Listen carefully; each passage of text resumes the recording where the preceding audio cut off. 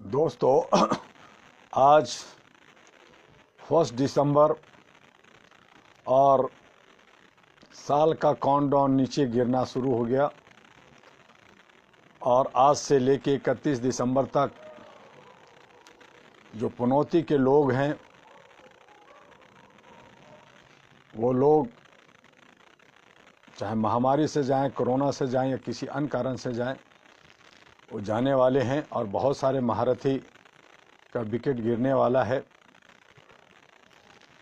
आज अपनी बातें एक शुभ विचार से शुरू करते हैं और आज का शुभ विचार है happiness is lost when any thought of evening और heart creeps in, thoughts of love and good wishes cure sorrow।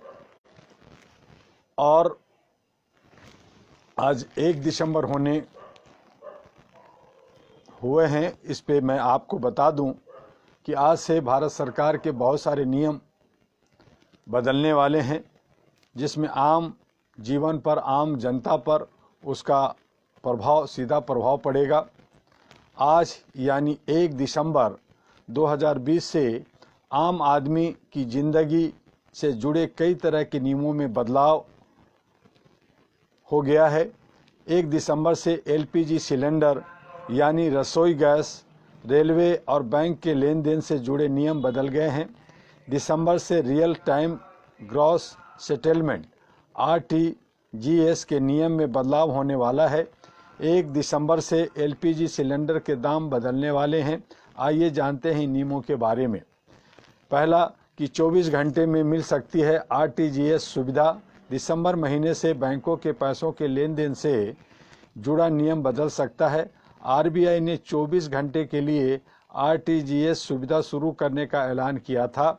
अभी ये सुविधा महीने के दूसरे और चौथे शनिवार को छोड़कर हफ्ते के सभी कामकाजी दिनों में सुबह 7 बजे से शाम के 6 बजे तक मिलती है। यानी दिसंबर से आरटीजीएस के माध्यम से 24 घंटे मनी ट्रांसफ़र कर सकेंगे। दूसरी ये कि रसोई गैस हुई महंगी। हर महीने की पहली तारीख को सरकार रसोई गैस यानी एलपीजी सिलेंडर के दामों में बदलाव करती है। यानी 1 दिसंबर से देश भर में रसोई गैस के दाम बदल गए हैं। आज से 19 किलोग्राम का कमर्शियल सिलेंडर 56 रुपये तक महंगा हो गया है। तीसरा, प्रीमियम में कर सकेंगे ये बदलाव। बीमा धारक 5 साल के बाद प्रीमियम की रकम को 50% तक घटा सकते हैं। यानी वह आधी किस्त के साथ भी पॉलिसी जारी रख पाएंगे। चौथी बात यह है कि 1 दिसंबर से चलाई जाने वाली नई ट्रेनें, भारतीय रेलवे 1 दिसंबर से कई नई ट्रेनें चलाने जा रही है। कोरोना संकट के बाद रेलवे लगातार कई नई स्पेशल ट्रेनें चला रही थी। अब 1 दिसंबर से भी कुछ ट्रेनों का परिचालन शुरू होने जा रहा है। इसमें झेलम एक्सप्रेस और पंजाब मेल दोनों शामिल है। और शिक्षा नीति में जो कैबिनेट मंत्री की जो मंजूरी हुई है, उसके द्वारा प्रस्तावित नई शिक्षा नीति 2020 को आज केंद्रीय कैबिनेट ने अपनी स्वीकृति प्रदान कर दी। आज केंद्रीय सरकार की कैबिनेट की स्वीकृति के बाद 36 साल बाद देश में नई शिक्षा नीति लागू हो गई। कैबिनेट ने नई शिक्षा नीति न्यू एजुकेशन पॉलिसी 2020 को हरी झंडी दे दी है। 34 साल बाद शिक्षा नीति में बदलाव किया गया है। नई शिक्षा नीति की उल्लेखनीय बातें सरल तरीके से आपको इस तरह से मैं समझा दूं कि 5 साल जो है फाउंडेशन कोर्स होगा, 4 साल के बच्चा नर्सरी में एडमिशन होगा, 5 साल के बच्चा जूनियर केजी में, और 6 साल का जो है सीनियर केजी होगा, 7 साल के बच्चा जो है स्टैंडर्ड फर्स्ट में होगा और 8 साल का बच्चा जो है स्टैंडर्ड सेकंड में होगा। इस तरह से 3 साल का प्रिपरेटरी कोर्सेज होंगे। 12 साल का जो बच्चा होगा, लड़का हो या लड़की, वो जो है स्टैंडर्ड 6 में, और 13 साल का स्टैंडर्ड 7th में, और 14 साल का बच्चा जो है स्टैंडर्ड 8th में पढ़ेगा। इस तरह से 4 साल का सेकेंडरी एजुकेशन होगा, जिसमें 15 साल का बच्चा जो है स्टैंडर्ड 9th में होगा, 16 साल का बच्चा स्टैंडर्ड एसएससी में होगा, 17 साल का बच्चा होगा स्टैंडर्ड FY JC में होगा, और 18 साल का बच्चा होगा स्टैंडर्ड SYJC कोर्स करेगा। ये खास बात इसमें यह है कि 12वीं क्लास में बोर्ड होगा और एमफिल होगा बंद, एमफिल नहीं होंगे, और कॉलेज की डिग्री 4 साल की होगी। 10वीं बोर्ड जो होती थी वो बंद होगा, 10वीं में बोर्ड नहीं होगा। अब 5वीं तक के छात्रों को मातृभाषा, स्थानीय भाषा और राज्य भाषा में ही पढ़ाया जाएगा। बाकी विषय चाहे वो अंग्रेजी ही क्यों ना हो, एक सब्जेक्ट के तौर पर पढ़ाया जाएगा। अब सिर्फ 12वीं में बोर्ड की परीक्षा देनी होगी, जबकि इससे पहले 10वीं बोर्ड देनी होती थी जो अनिवार्य नहीं होगा, अब यह ख़त्म हो गया। 9वीं से 12वीं क्लास तक सेमेस्टर में परीक्षा होगी। स्कूली शिक्षा को 5+3+3+4 फार्मूले के तहत पढ़ाया जाएगा। वहीं कॉलेज की डिग्री 3 और 4 साल की होगी, यानी कि ग्रेजुएशन के पहले साल पर सर्टिफिकेट, दूसरे साल पर डिप्लोमा और तीसरे साल में डिग्री मिलेगी। इस तरह से 3 साल की डिग्री उन छात्रों के लिए होगा जिन्हें हायर एजुकेशन नहीं लेना है। वही हायर एजुकेशन करने वाले छात्रों को 4 साल की डिग्री करनी होगी। 4 साल की डिग्री करने वाले स्टूडेंट्स 1 साल में MA कर सकेंगे। अब स्टूडेंट को MPhil नहीं करना होगा, बल्कि MA या MSc या MCom के बाद डायरेक्ट वो PhD कर सकेंगे। 10वीं में 10th में नहीं कोई बोर्ड एग्ज़ाम होगा। स्टूडेंट बीच में कर सकेंगे दूसरे कोर्स। हायर एजुकेशन में 2035 तक ग्रॉस एनरोलमेंट रेशियो 50% हो जाएगा। वहीं नई शिक्षा नीति के तहत कोई छात्र एक कोर्स के बीच में अगर कोई दूसरा कोर्स करना चाहे तो पहले कोर्स से सीमित समय के लिए ब्रेक लेकर दूसरा कोर्स कर सकता है। हायर एजुकेशन में भी कई सुधार किए गए हैं।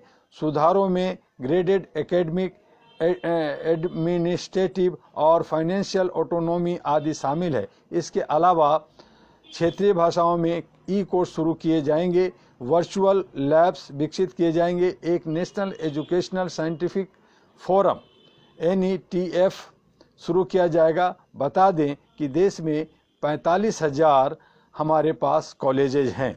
सरकारी, निजी, डीम्ड सभी संस्थाओं के लिए ये जो है समान इक्वल राइट्स अधिकार होंगे, और ये सभी हमारे शिक्षा मंत्री भारत सरकार के द्वारा बताए हुए ही आपको हम आगे बता रहे हैं। तो इस तरह से हमारे कोर्सेज होंगे, इस तरह से एजुकेशन के अधिकार होंगे। और हम All India Human Rights Association अहरा जो चाहती है कि इक्वल समानता के साथ, चाहे लड़का हो या लड़की, औरत हो या मर्द हो, सभी को इक्वल राइट्स हो, इक्वल जो है उसको शिक्षा का अधिकार हो, और जो भी दबे कुचले लोग हैं, वंचित लोग हैं, उन्हें भी एजुकेशन लेने का पूरा अधिकार हो। आज जो हमारे जो अन्नदाता हैं, किसान हैं, जो जगह जगह मांग कर रहे हैं, वो जगह जगह आंदोलन कर रहे हैं, उनकी बातों को जो हमारे होम मिनिस्टर हैं या प्राइम मिनिस्टर हैं या जो उनसे संबंधित एग्रीकल्चर मिनिस्टर हैं, वो जो अपने ऑफिस में बुलाकर अपने जो है बात करना चाहते हैं या नहीं करना चाहते हैं, ये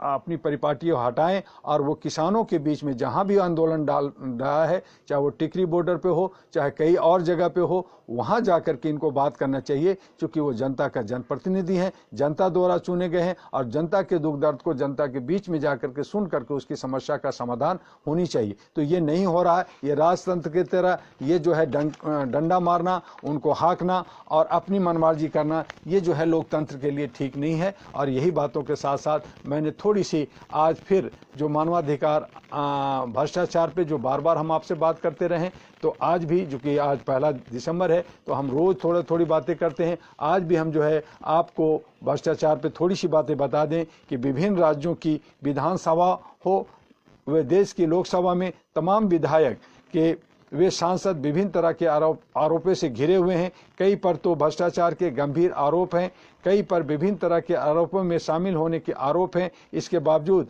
ऐसे लोग समाज सेवक, जन सेवक, वे देश सेवक बनकर देश पर शासन कर रहे हैं या सत्ता के संचालन में महत्वपूर्ण भूमिका अदा कर रहे हैं। कितनी बड़ी विडंबना है कि ऐसे लोगों को लोग विधानसभा और लोकसभा में चुनकर भेज देते हैं जिन्हें अपने दायित्व का बोध ही नहीं होता। कुछ ऐसे लोग भी आज विधायक व सांसद बने हैं जो भ्रष्टाचार को बुराई नहीं मानते। ऐसे में यदि सिर्फ सत्ता परिवर्तन से देश की तस्वीर तकदीर बदलने की कल्पना की जाए तो इसका परिणाम क्या हो सकता है, इसे आसानी से समझा जा सकता है। सच तो बात तो यह है कि आज देश की तस्वीर व तकदीर बदलने के लिए व्यवस्था में परिवर्तन की जरूरत है। आज ऐसी व्यवस्था की जरूरत है जिसमें भ्रष्टाचार का नामो निशान ना हो। भ्रष्टाचार आज भारतीय जनमानस को पूरी तरह से उद्वेलित कर रखा है। जनमानस इस तरह से असहाय महसूस कर रहा है मानो अब कुछ हो नहीं सकता। भ्रष्टाचार रूपी दानव ने इतना विकराल रूप ले लिया है कि उसके सामने अन्य चीजें गौण नजर आने लगी है। भ्रष्टाचार का अभ्युदय पहले ही हो चुका हो, परंतु भारत में भ्रष्टाचार को लोगों की रग रग में पहुंचाने का काम गुलामी के दौरान हुआ। सदियों गुलाम रहने के बाद अंग्रेजों ने जब भारत छोड़ा तो जाते जाते उन्होंने भ्रष्टाचार रूपी जहर देश में बुरी तरह से बो दिया।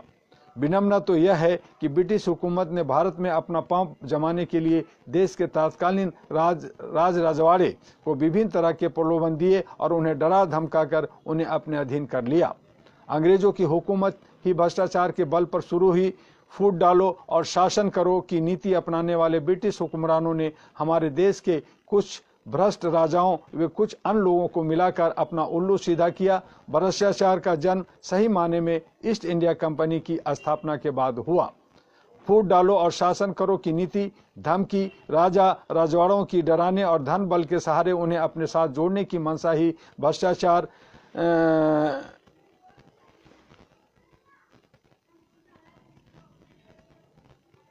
उल्लू सीधी किया। और वर्तमान में यही जो है भारत में भ्रष्टाचार का जन्म हुआ, जो आज देश में एक विशाल बट वृक्ष बन चुका है। इस बट वृक्ष को काटने के लिए दोनों तरफ से प्रहार करने की जरूरत है। जिस तरह से बट वृक्ष के में नीचे की जड़ होती है और ऊपर भी जड़ होती है, उसी तरह से भ्रष्टाचार की जड़ भी ऊपर से नीचे तक फैली हुई है।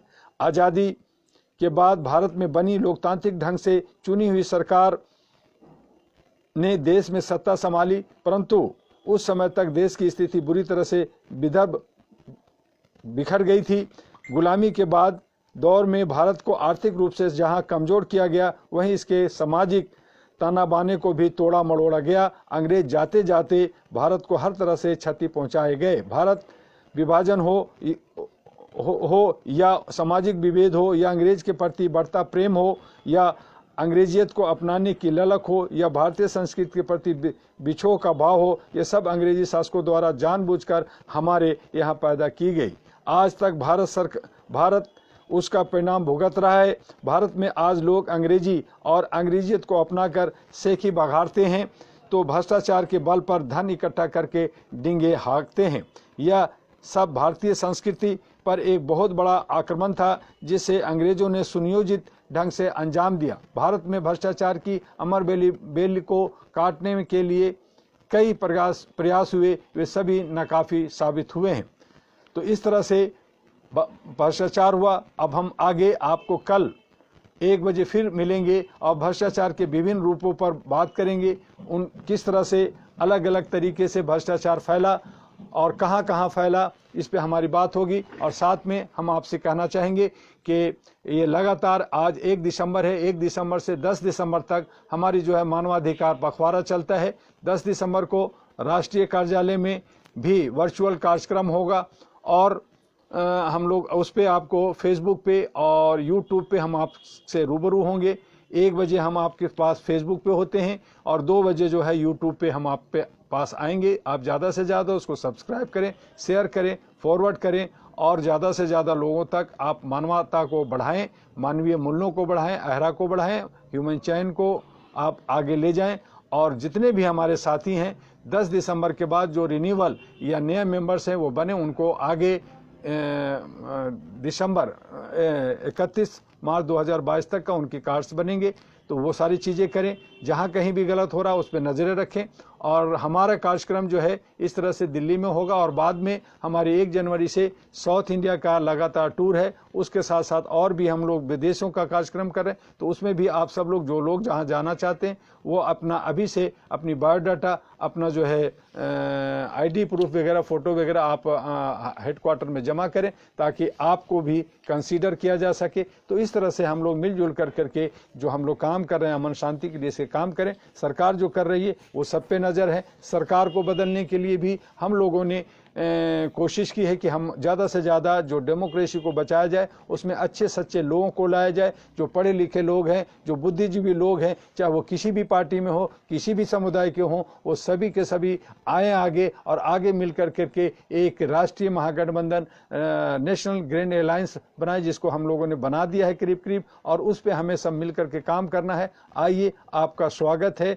मैं आपका डॉक्टर एम यू दुआ। कल फिर मिलते हैं 1 बजे। जय हिंद, जय भारत।